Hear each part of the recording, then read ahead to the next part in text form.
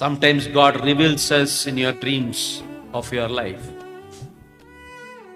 నీ జీవితాన్ని కలలో చూపిస్తాడు కొన్ని టైంలలో దేవుడు.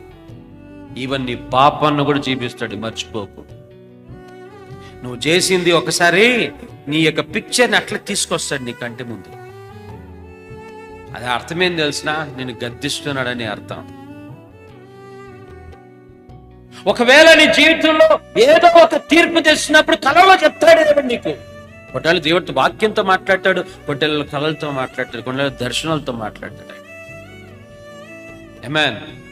Don't take things simple. నీ నడమ ఏమైపోతుందంటే కళలు బాగా గంటా ఉంటాను. నేను కూడా పొద్దున్న లేచి మర్చిపోతా ఉంటాను.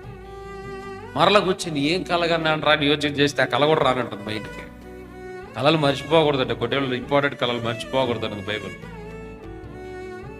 So remember, if God is speaking to you, be careful. ఆమేన్.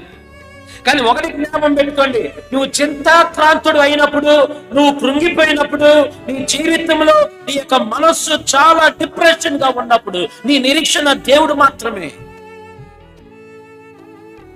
ఆమేన్. కీర్తనకారు అంటుడు ఏమంటున్నాడు, ఎందుకు నువ్వు కృంగి ఉన్నావు, ఎందుకు నీవు కలవరపడుతున్నావు, నువ్వు ఎందుకు తొందరపడుతున్నావు? నువ్వు చేయాల్సింది ఏం తెలిసిన, దేవుని యందు నిరీక్షణ ఉంచు. ఎందుకు దేవుని యందు నిరీక్షణ ఉంచాలంట? చదవండి అది. ఆయనే నా రక్షణకర్త అయినటువంటి దేవుడు, నేను ఇంకను ఆయనను స్తుతిస్తాను. నా రక్షణకు కారణమైనటువంటి దేవుడు నాతో ఉన్నాడు, నాతో ఉంటాడు, నాలో ఉంటాడు.